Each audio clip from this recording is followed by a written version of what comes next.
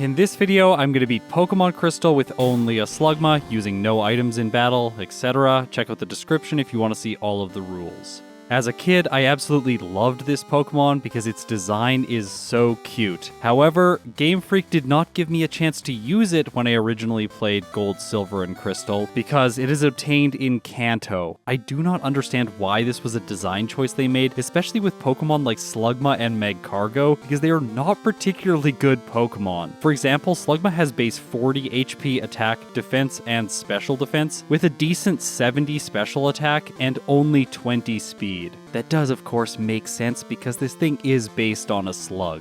It starts with the move Smog, which is an absolutely awful starting move, base 20 power and 70% accuracy. Like, it could not be worse for the earliest portions of the game. After that, it learns Ember at level 8, Rock Throw at level 15. By the way, Slugma is not a rock type, it is just a mono fire type. When it evolves to Magcargo, that's when it gets the rock typing. After that, at level 22, it learns Harden, 29 Amnesia, 36 Flamethrower, 43 Rock Slide, and level 50, it learns Body Slam. Honestly, these are some really good level up moves, and if I backported this thing into Generation 1, it would be incredible. Amnesia and Harden, those are two badge boosting moves, and Amnesia specifically is incredible in Generation 1. I actually really want to do that run now because in Generation 1 there are no fire types that learn Amnesia, and the fire type overall struggles a lot in those games, so it would be fun to use this broken move with a fire type. But that's not today because in these games, Amnesia only boosts special defense. Through TMs and HMs, Slugma learns Curse, Rollout, Hidden Power, which is banned in my first run, Mud Slap, which makes Gligar jealous, Fire Blast, Defense Curl, Rest. Remember that the move tutor only shows up after Lance, and I think I will have kept Flamethrower on my moveset until then. Now, when I first sat down to play this run, I really thought that Slugma was going to have the slow growth rate because Game Freak seems to like punishing Pokemon that are not very good. In this case, though, it has the medium fast growth rate, so that is great. It is the second slowest growth rate for the early game, but at least it's not the slow growth rate. Because if it was the slow growth rate, this early game would be absolutely insufferable. I cannot express to you how awful it is having to level up using Smog. This move is so poorly designed. I don't know why it has 70% accuracy. Maybe it's because it has a chance to poison, but like, poison is not a very good status condition anyways. I feel like with base 20 power, the move should always have 100% accuracy. Maybe if they really thought the poison chance was just such a great addition, maybe it could have 95% accuracy. In addition to the fact that Smog is just awful from a base power and accuracy perspective, it is also awful because of its typing. In the early game, I essentially cannot defeat Weedle, so I have to run away from these battles. It's also fairly slow to knock out all the normal types like Pidgey and Sentret and the Caterpie, because in Generation 2, Bug is not weak to poison. However, Hoppip is a breath of fresh air because it's a grass type, so I can actually knock it out fairly quickly, and it doesn't know any damage dealing moves, so it's essentially free experience. Now, it is possible to lose the first rival battle in Cherry Grove City, however, I don't like to do that because it leaves a lot of experience on the table. With a Pokemon that's weak like Slugma that I won't be evolving throughout the playthrough to make it as challenging as possible, I want every drop of experience, especially in Johto because grinding in the wild takes so long here. As a result, I definitely need Ember for the rival battle. It takes me a total of 7 minutes and 42 seconds playing on 4 times game speed to get this move. So we are off to the races at a slug's pace.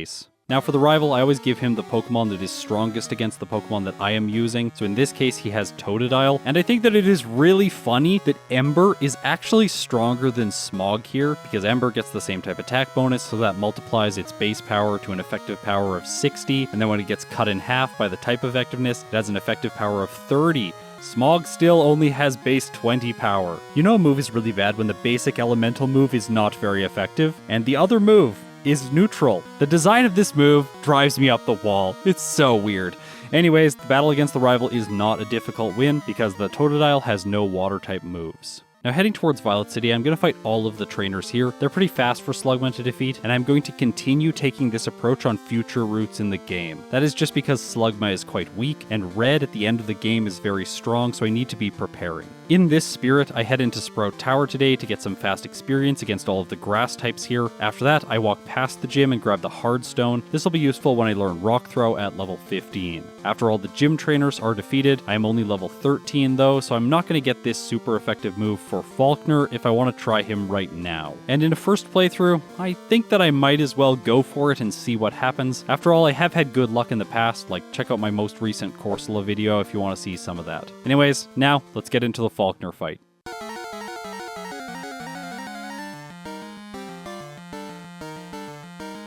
He leads with a level 7 Pidgey, and this thing is actually kind of scary today because it knows Mud Slap. Because of how the AI works in Generation 2, it is always going to prioritize this move. My Ember does not get the KO. Pidgey is left on red health.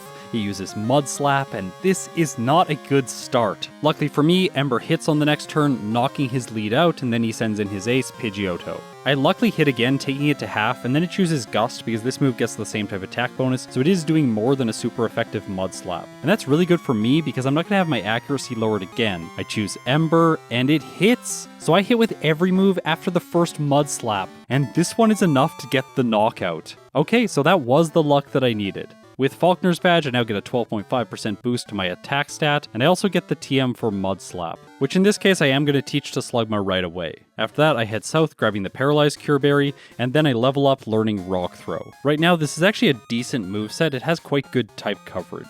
And it's also a great moveset for the upcoming gym because both Fire and Rock are super effective against Bug. So remember, I fought pretty much all of the trainers in the next section of the game, so now let's just jump right into the fight against Bugsy. He starts with Metapod, I use Ember, and it gets the one hit. Next, he chooses to send out his ace, Scyther. However, I have 4 times damage with Rock Throw. Another thing to note here is that Rock Throw now has 90% accuracy in Generation 2, which is up from 65 in Generation 1. Because of this accuracy upgrade, I am not really scared to use the move. It hits twice against Scyther, knocking it out. So he didn't have any time to set up Fury Cutter and start doing a lot of damage. All that he has left is a Kakuna, and once again, this one is a one-hit KO.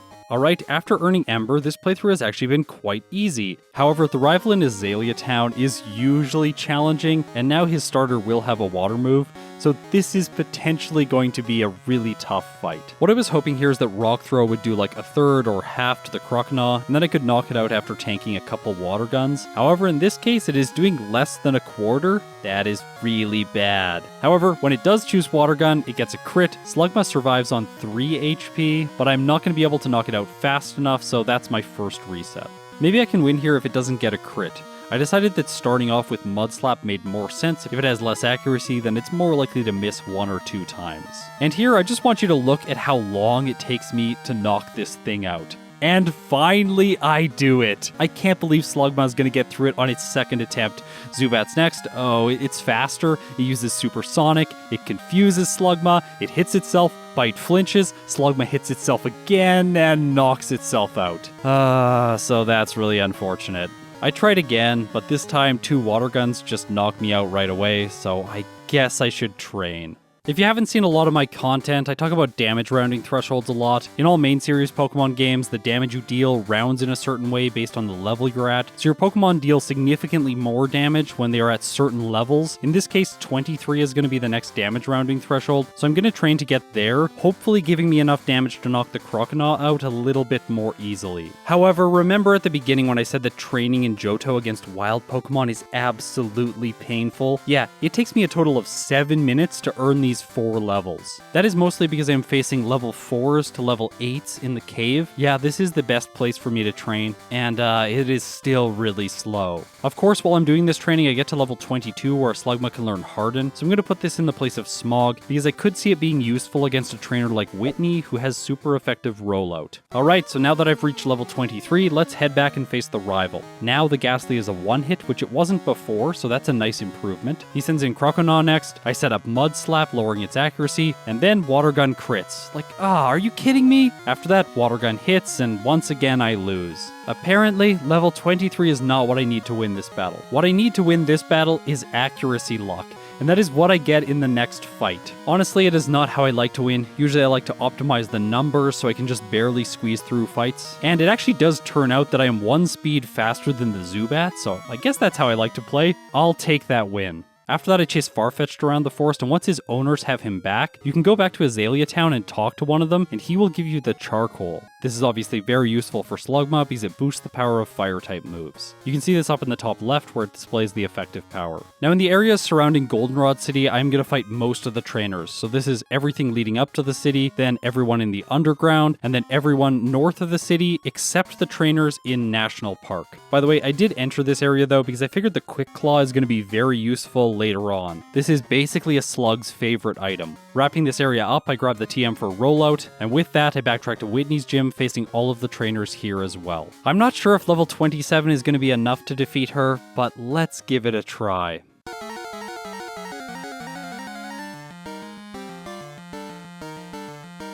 Clefairy's first, I use Ember, and it does half. Alright, so I'm going to be able to knock this thing out in 2 turns. However, I think that knocking it out on the second turn is going to be a little bit premature. I want to set up Harden for the Miltank. Doing this is risky because I'm exposing myself to Metronome. However, Clefairy only uses Metronome once and it rolls Swift, which is not very good when I'm setting up my defensive stat. After I get to +2, I figured that this was enough and I knock Clefairy out. Okay, so let's take on the Miltank. Rollout does about 1/3, and as a result, the Miltank is just gaining damage too fast and Slugma goes down. Alright, so for Whitney, I think I need to fight fire with fire. Well, in this case, rollout with rollout. I'm going to use the hard stone as my item. Clefairy once again gives me the chance to set up, this time with rollout. My second hit unfortunately misses, so I have to start rolling again. When I do, my second hit crits, knocking the Clefairy out, so now I only have turn 3 rollout for the Miltank. Luckily, it does almost half.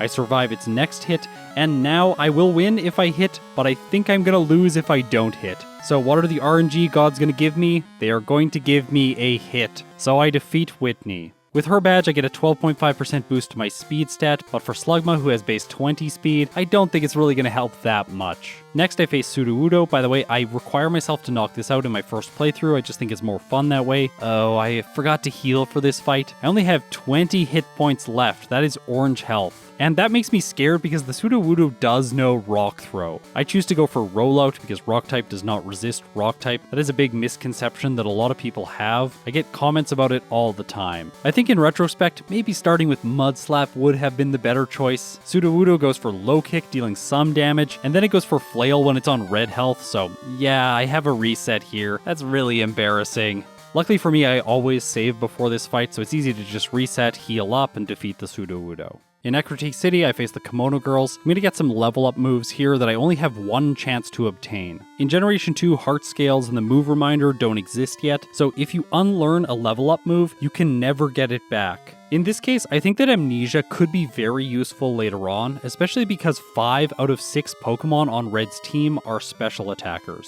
So which move do I delete? Because all of them I will not be able to get back later on. Rollout has long-term potential because I have the Defense Curl combo as part of my moveset. Mud Slap solves a lot of problems because it lowers accuracy. Ember is Stab and it's my only special move right now, so I don't think I want to get rid of it. I think in the end, Rock Throw is the move that has to go right now. Now the next major battle that's coming up is the Rivalin Burn Tower. Before that though, I'm going to explore the route west of Ecruteak City, just because I like to fight the trainers here to level up a little bit more before coming back to Ecruteak City by using Abra to teleport. And then this guy who has 2 Slowpokes catches me, and once again, of course, I did not heal going into this fight. Very frustrating. I use Amnesia right away. Water Gun starts it off with a crit, bypassing my setup, so that is a really bad start. Even after Amnesia, Water Gun is still doing a lot. I tried one more Amnesia, but I'm at such low health, this is obviously a mistake. Either way, this was over after the critical hit, so I get another frustrating reset. Luckily though, it only takes me back before the Corsola trainer because I did save before her, so this one's not a huge time loss. After that I head to Olivine City, entering the Lighthouse. Now things were rough against the rival in Azalea Town, so I'm going to fight all of the extra trainers here.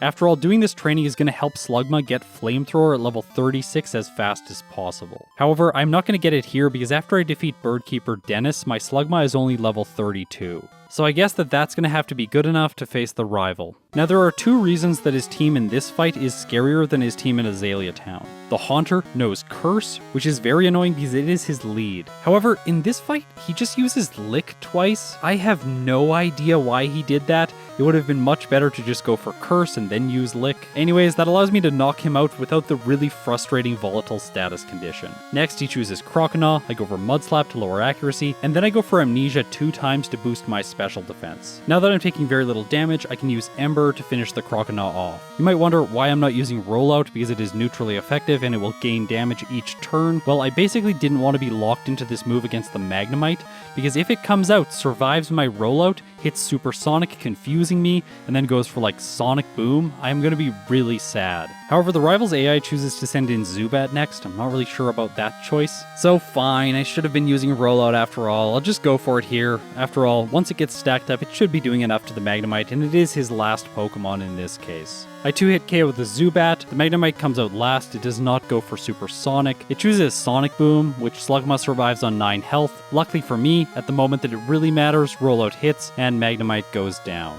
In the gym, the trainers take me up to level 34, and I figured that I'd play safe here, fight some more trainers and wild Pokemon to level up to 36 to get Flamethrower before I faced Morty.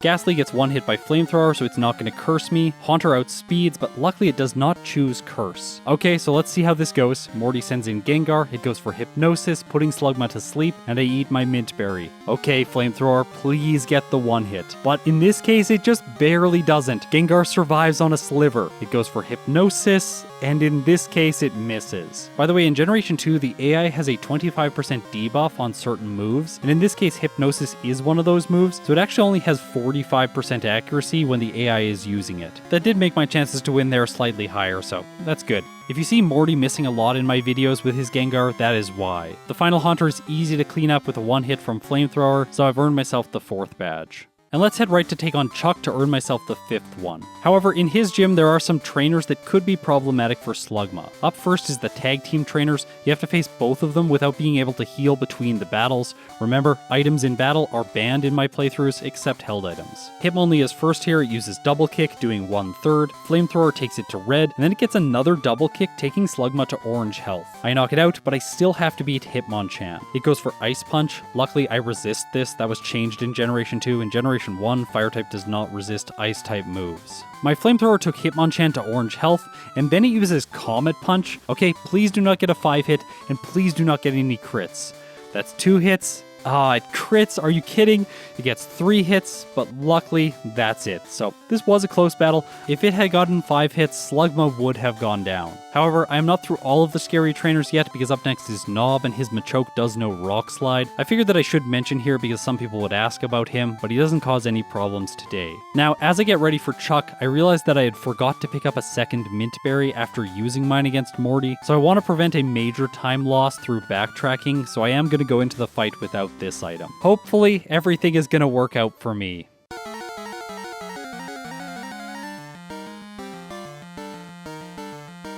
Chuck leads with Primeape, so it's a perfect opportunity for me to set up with Amnesia, because after all, it isn't very good. However, then Karate Chop crits, and now the setup doesn't matter because I have such low health. Unfortunately, it also outspeeds me, so it just KOs on the next turn. Okay, so I set up too many times, so I'm just going to use 1 Amnesia and then knock the Primeape out. And Flamethrower just barely does not get the KO, which is frustrating, so this thing will do damage to me even if I don't choose to set up. Poliwrath is next. Remember, this thing also suffers from the same Hypnosis debuff, so it misses. My Flamethrower does a 3rd. Yes, this is actually my best move. Hypnosis hits on the next turn, so now I'm asleep. Then, check this out.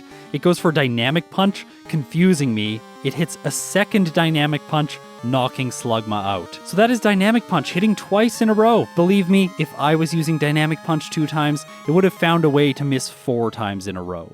Okay, so the answer to this is that I need to fight more trainers. Luckily for me, there are a ton available on the water. Here, I level up to level 39, and why does Slugma evolve at this level? It seems way too late. Also, I'm going to backtrack to get the Mint Berry, and once again, the Slowpoke guy catches me. And this time, I also did not heal. Okay, but I am a higher level, so hopefully this is not going to be too bad. Oh, but I don't have any Flamethrower PP, so guess once again I am hoping that there are going to be no Water Gun crits. There aren't from the first Slowpoke, I knock it out, but I miss first turn against the second one. Now I have to set up Rollout again. Water Gun is actually doing a decent amount of damage. Am I going to lose again because of a Rollout miss? And luckily for me, the answer is no. The prize for winning here is the Mint Berry. I use Teleport to head back to the island, and then I fight Yusin to get some more experience to level up to level 40 over a damage rounding threshold. This gives me a one hit on the Primeape. I go for Flamethrower on the Poliwrath. It looks like it's doing a third, then it hits Hypnosis, but my Mint Berry cures it. After that it goes for Surf, doing more than half, and then my Flamethrower just barely does not 3-hit the Poliwrath. So it's a 4-hit, and as a result, Chuck wins. Okay, so what I need to do is set up Amnesia on turn 1, then KO the Primeape, and then since I have a 4-hit against the Poliwrath,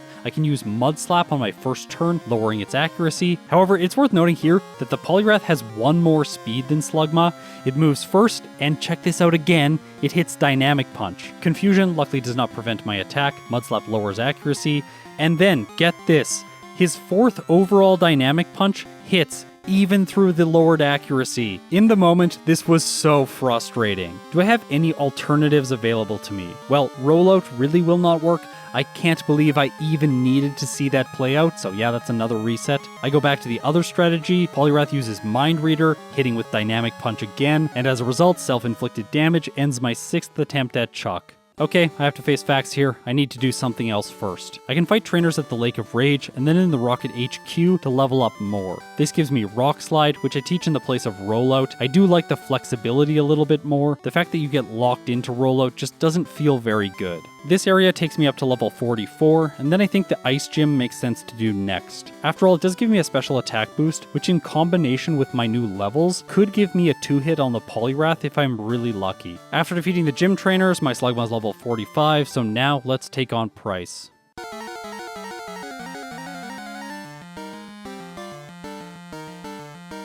Even against his mono water lead, Flamethrower is the right choice throughout this entire fight. It has slightly more effective power than Rock Slide, and it also leverages Slugma's special stat. I take the Seal out in 2 hits. I did have my speed lowered by Icy Wind, but that doesn't really matter because Slugma is so slow anyways. Dugong is next, it goes for Headbutt, survives my Flamethrower, uses Rest, and that gives me the time I need to knock it out. Honestly, it might have been the one Pokemon that would have been knocked out by Rock Slide, but it doesn't really matter. Piloswine is next, I go for Flamethrower against it and get an easy 1-hit. Now, Price's badge gives my Slugma a boost to its special attack, but not to its special defense. This is because of a glitch. Yeah, it's kinda weird. It only boosts your special defense when your special attack is between certain ranges. Because Slugma is a first stage Pokemon, I do not think that I am going to get the boost to my special defense at any time during this playthrough. Anyways, let's move on to the next gym leader. It is Jasmine, and I am easily going to sweep her entire team with Flamethrower. Nothing to say here. After I get her badge, I get a defense boost, which is pretty good.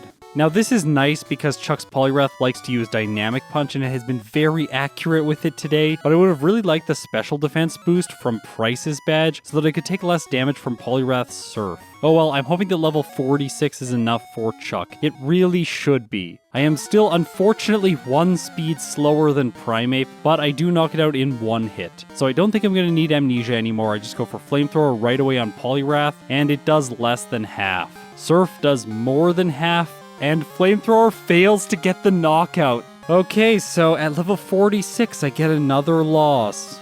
Now, there is a gambly solution here. I can use the Charcoal to boost my damage. Now, here I should mention again the AI accuracy debuff, so Hypnosis only has a 45% chance to hit, and if he uses Mind Reader, I will 2-hit the Poliwrath. In this case, it goes for Surf, and finally, at long last, Slugma is able to defeat Chuck. Alright, time to do a few errands. I head to Violet City where I grab a rare candy as well as a PP up. This is useful for Flamethrower. After that, I take on the Rocket plotline. There are 2 key trainers here. The first one is Petrel. In this case, he isn't an issue though because all of his Pokemon are 1-hits with Flamethrower. Okay, so the second notable trainer here is the Rival. Now, his team is the Feraligatr team, and this one is by far the worst. His Feraligatr only has Water Gun at this point in the game, so yeah, usually this is completely easy. But today I'm playing with a Slugma, so maybe it's gonna be a problem. Golbat goes first. It is 5 speed faster than Slugma, uses Confuse Ray, luckily Rock Slide hits, and gets the knockout. Next, the Rival selects Feraligatr. Water Gun isn't doing very much, and yeah, okay, so the Feraligatr team is awful as expected. Okay, so if this was Generation 1, I would be about to get the best normal type move, in this case Body Slam. I put it in the place of Mud Slap. It is nice that Slugma gets this, but this is Generation 2. So immediately, without ever using Body Slam, I teach Return in its place. This is because I need as much damage as is possible against Claire. And I am not looking forward to that fight because things are going poorly against Cool Trainer Cody. He has a Horsey and a Seadra, and while I do win, this fight convinced me that I need to train up a bit more. So I grind up to level 53, and now I think I'm ready for Claire.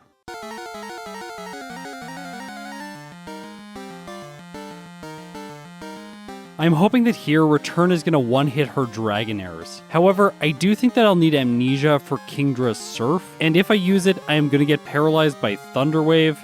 I do that getting set up twice, then I use Return, and Dragonair lives on red health. As a result, when I arrive at the Kingdra, I just don't have enough health and Claire defeats me. In the next fight, I got so lucky, because Dragonair misses 2 Thunder Waves. This is because of the AI's debuff again. Remember, Thunder Wave does have 100% accuracy, and I had prepared for it with the Paralyzed Cure Berry. However, then I make it to the Kingdra, get hit by Smokescreen, Return does less than half, Dragon Breath paralyzes, burning my berry. Claire also has a Hyper Potion, so she can heal the Kingdra. Now, I might have been able to avoid this by attacking on turn 2 with Flamethrower, but I still do manage to finish it off with just less than half health remaining. The next Dragonair paralyzes me, I miss once, and then I knock it out. And then on her last Dragonair, I can't move twice in a row due to paralysis, and yeah, I lose even though I had amazing Thunderwave luck at the beginning of the fight. In this case, what I need is more raw damage. I decided to train up to the next damage rounding threshold, and I did come back to Claire at level 55, but it just isn't working. So instead, I need to continue leveling and go all the way up to level 58. In the next fight, I am also going to use the Quick Claw because it counters the speed cut from paralysis. However, I'm still not doing enough damage to one-shot the Dragonairs. At this point, I considered teaching Rest because it will pair really well with Amnesia. It also heals your status condition and removes the speed cut. However, I don't like to use Rest too early on in playthroughs because then I have to keep it throughout the entire remaining portion of the game if I want to use it against Red. And believe me, I want it there. So I had to come up with another creative strategy, and I really love this one. I'm going to use Sunny Day in combination with Flamethrower. Sunny Day cuts the power of Water-type moves, and it increases the power of Flamethrower. This strategy also lets Slugma use its higher special attack stat, and by the way, Flamethrower can one-hit the Dragonairs by doing this. I really love it when strategies like this work out. This one wasn't intuitive at all, because you don't think to use Fire-type moves against dragons. However, on my first attempt, this strategy doesn't end up working out because I was paralyzed, but there is a way around this. If I use the Paralyzed Cure Berry, then I am less likely to be paralyzed by the first Dragonair. I can go for Amnesia on turn 1. If it doesn't burn my berry, then I can set up Sunny Day and knock the Dragonair out. By the way, I still have the damage I need to do this, even without the charcoal. Next is Kingdra. Now it has a double resistance to Flamethrower, so I'm going to have to use Rock Slide here. Sunny Day, of course, is still useful though, because it cuts Surf's power. So I've arrived at the second Dragonair with just under half health. In this case, there's no sun left over, so I re-establish it, and then all I need is 2 hits to win. And I get them. Okay, so the Johto portion of the game is complete. Let's head towards the Elite Four. Before I get there though, I'm going to do quite a bit of training. Part of this, of course, is defeating the rival in Victory Road. He has transformed from an incredibly intimidating trainer early on into basically just pure experience now. After a couple wild Pokemon, Slugma levels up to level 62, and I think this is enough to face the League.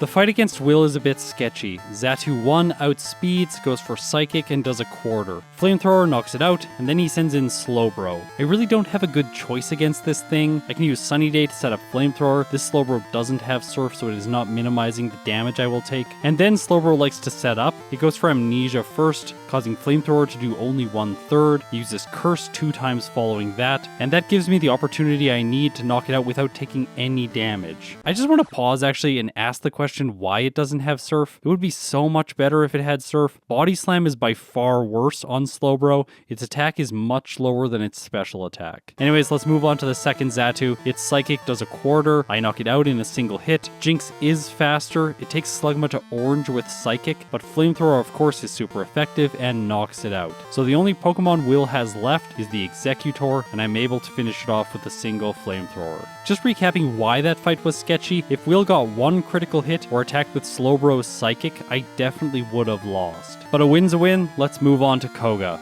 And this one is so easy. Just set up Sunny Day and then sweep with Flamethrower. Yes, I do have to set up Sunny Day again on the Fortress, but it really can't do anything. Also, it's not going to use Explosion at full health, so yeah, this is a completely free fight.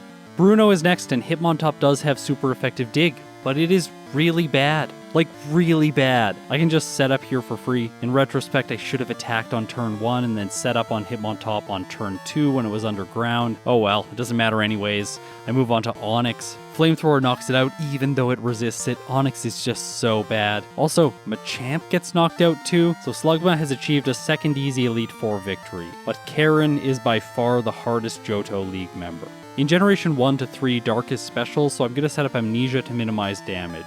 Unfortunately, doing this causes Slugma to get confused, and I also get my accuracy lowered twice. But Sun Boosted Flamethrower with the Charcoal one-hits Umbreon, which is great. Gengar's next. Lick paralyzes Slugma, I miss a bunch, get cursed, and eventually finish the Gengar off, but Murkrow's faster, so that's it for the first attempt. Let's try a different strategy, just attacking on turn 1. And in this case, I get a lucky critical hit against the Umbreon, knocking it out in a single turn. Okay, that was perfect. Next is Gengar. Turn 1, it paralyzes me. It's so annoying. However, Flamethrower does knock it out, so I don't have Curse. Murkrow is pretty easy because of that. I click too fast to use Flamethrower on Houndoom, and as a result, it gets in 2 crunches, causing Slugma to go down. Okay, I really fumbled that crit on the Umbreon. Let's try again. This time I do manage to knock the Gengar out. I am cursed, but I have so much health left over, this should be straightforward. However, then Rock Slide misses on the Houndoom, giving me another loss. Rock Slide hits in the next battle, but Houndoom survives on red health. In the next battle though, I get a favorable roll and Houndoom does go down. All that's left is Vileplume, it's not a threat, so Slugma has made it to the champion.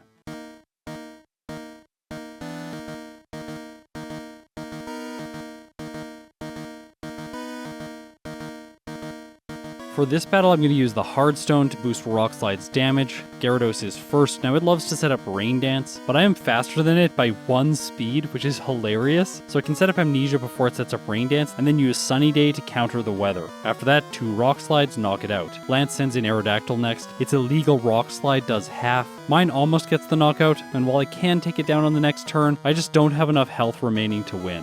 Okay, so I can use 4 rare candies to go over 2 damage rounding thresholds to level 68. This is going to increase my chance to KO the Aerodactyl significantly. I checked the numbers here. At level 64, I have a 25% chance to knock the Aerodactyl out in a single hit, but at level 68, I have a 90% chance to knock it out in a single hit. Now, even though that range is better, I have no right to win this battle. I don't have enough health left over to survive all of the remaining Pokemon. However, then this happens. Dragonite 1 flinches from my Rock Slide, Dragonite 2 flinches from my Rock Slide, Charizard does almost nothing, Dragonite 3 uses Hyper Beam, and Slugma hangs on. This allows me to get 2 Rock Slides in, I don't miss, and that gives me the victory. Now, that's pretty exciting, but I think we need to take a reality check. When I think about a slug, I think about a slow, awful, slimy creature, and that is exactly how Slugma is performing. It has taken just over 2 hours to beat the Johto portion of the game. Some Pokemon do this in under an hour. Now, I was really hoping that it wasn't so bad that the gym leaders in Kanto would slow it down, but unfortunately for me, that is the case. I lose to Sabrina because Espeon uses Sand Attack, lowering my accuracy. Then on Alakazam, I miss not once, but twice. This allows the Psychic-type gym leader to take 1 victory over Slugma. Did you think that was the only loss in Kanto? Well, you're wrong. Misty's Starmie is faster, it uses Confuse Ray, Slugma hits itself twice, allowing the Starmie to KO with Surf. Now, luckily for me, that is the last loss that Slugma gets before it makes it to Blue.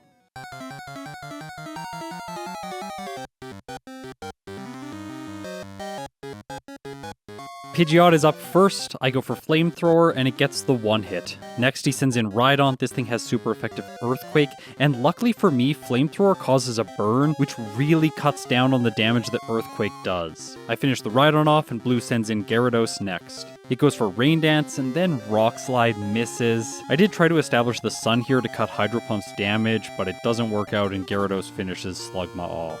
Okay, so because the Gyarados is really terrifying, let's set up Amnesia on the Pidgeot and then start to attack. Can you believe it? I actually burned the Rhydon again. However, my health is still really low moving on, and I sort of gave up here and didn't try, and that's mostly because I had a new idea. I'm gonna now completely change Slugma's moveset to channel the powers of Generation 2. Return, Curse, Amnesia, and Rest. Honestly, I think in this playthrough, my biggest mistake has been holding off teaching Rest for way too long. If I had taught it earlier, I would have had a much easier time. Now, here's the thing about this set specifically. I can get +6 attack, defense, and special defense. Obviously, this comes at the cost of having -6 speed, but Slugma is a slug. It's already slow, this doesn't matter. There are, however, two flaws to this approach.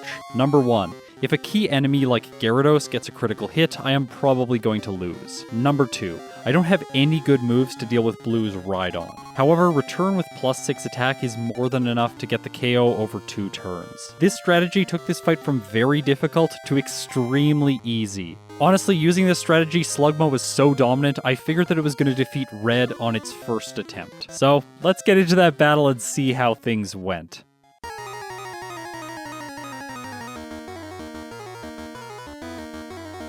Pikachu moves first, hits Thunder, and this takes Slugma to Red in one hit. Okay, so that did get a crit, but that's still not very encouraging. I set up Amnesia and heal a little bit with leftovers, but this is still over, right? I guess Thunder could miss, so I should choose Rest here. Thunder hits, but Slugma actually survives with 6 hit points and heals. Now, because Pikachu is dealing so little damage with Thunder, I can set up fully with Amnesia and Curse. This takes so long, and I eventually deplete Pikachu's Thunders, making it even worse against Slugma. Without its most powerful Electric-type move, there is no chance that it knocks me out even with a critical hit. Okay, so now it is time for me to sweep.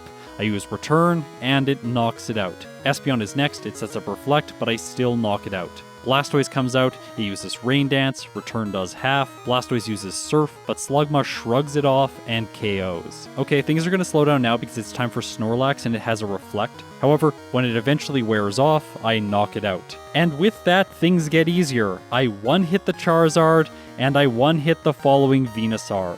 Slugma clocks in with a first playthrough time of 2 hours, 32 minutes, and 40 seconds, with 29 resets at level 81. This took 8 hours and 58 minutes of game time.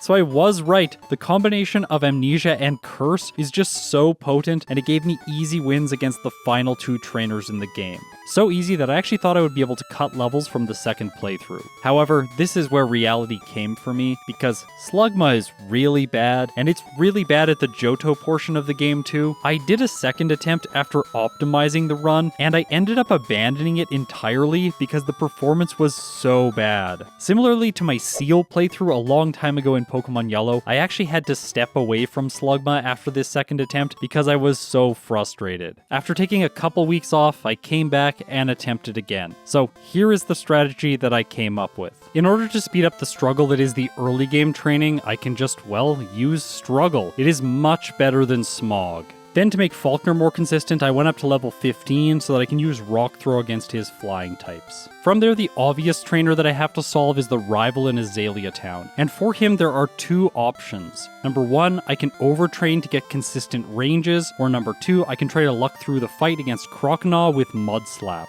Honestly, overtraining wastes so much time, so this is not a good option if you are shooting for the lowest possible real time. However, I did want to make sure that I was at a level that would give me at least a 4 hit against the Croconaw, and for this I need to be level 23. That doesn't guarantee it either, I now have a 68% chance to knock it out in 4 turns. However, I unfortunately made a mistake here. I forgot Mud Slap in the first fight, so I do have a loss, but after that I remember it, and I get the luck I need, so I knock the Croconaw out. Honestly, I could have been here much longer. Now against Whitney, Rollut is by far the best choice. The only way that this strategy falls apart is if it misses against her Miltank, and this happens for me twice today, which is so frustrating. However, with Whitney out of the way, the game gets much easier, because in my second playthrough I do have access to Hidden Power, and for this run I'm going to be using Hidden Power Ice. It gives me access to another special move earlier on, and it is also going to solve Claire, who was quite difficult in my last playthrough. The next rival fight is in Burned Tower, and for this one I go up to level 36 so that I have Flamethrower.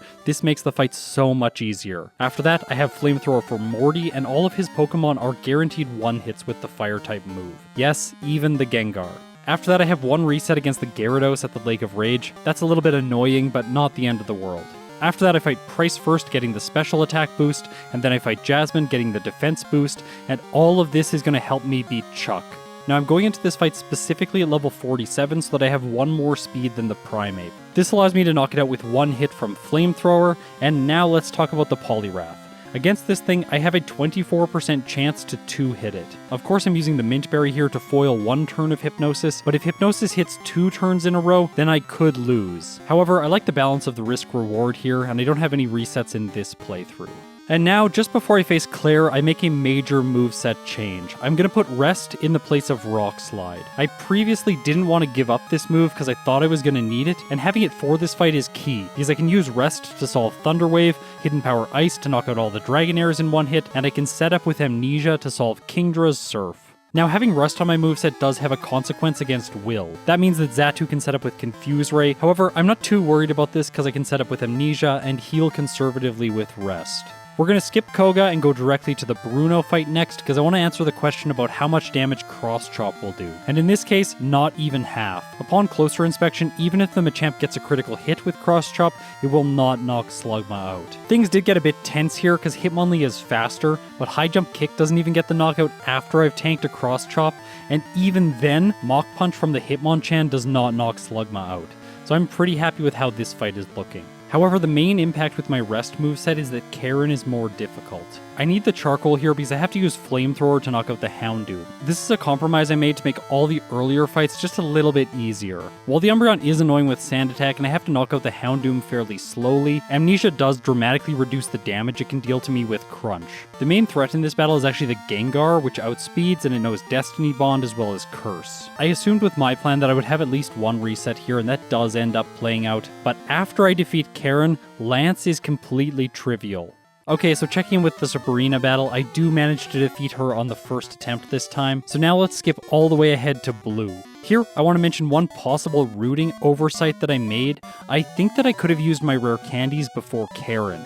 After all, Slugma doesn't really need these levels to defeat both Blue and Red. Once I have Curse and Amnesia plus Rest, these fights become very trivial. Overall in my playthroughs, I'm considering using rare candies earlier on in Johto. I'll probably never end up doing that in first playthroughs just because it makes Red so risky, but I do think that it'll help some Pokemon like Slugma in second playthroughs. Unfortunately for me though, I realized this while I was recording this voiceover, so there was no way for me to go back and change Slugma's results. Now here's a factoid about the Johto games that I think a lot of people don't know. You can actually fight Blue before you fight other gym leaders in Kanto. So in this case I chose to face Blue before I fought Misty. I thought that would make her trivial.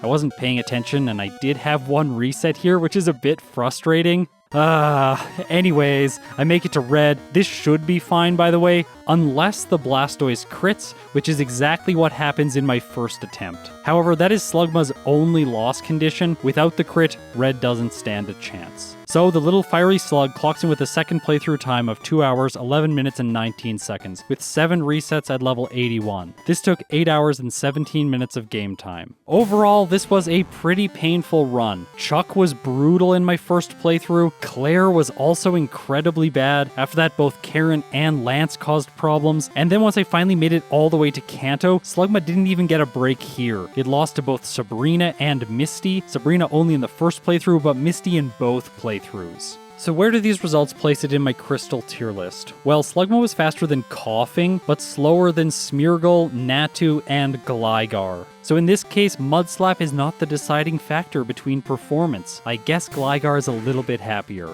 Okay, so there's one last thing I want to say about Slugma. It is a mono fire type, which I think actually helped it. It has less weaknesses and no double weaknesses. However, that makes me very worried about a future Magcargo run, because the fire rock typing is really not very good. There are also a lot of very prominent water type users in the game. Claire's Kingdra, Lance's Gyarados, Misty's entire team, Blue's Gyarados, and Red's Blastoise. As a result, I predict that Magcargo is going to be quite bad. If this was Generation 1, I would have predicted that it would be worse than Slugma, but this is Generation 2, so I do think it'll outperform its prior evolution. Okay, so what is next in Pokemon Crystal? Well, we are going to continue with another incredibly bad Pokemon. Next time in Pokemon Crystal, we are going to see how fast I can beat the game with only a Wooper. And unlike Slugma, this weak first stage Pokemon does have a double weakness. So, like, subscribe, and ring the chime echo so you're notified when I post that video. Also, if you support me through YouTube memberships or on Patreon, it means the world to me. Thank you so much. You really do make this channel a reality. Now, if you've made it this far, you're incredible. I'll see you in my next video.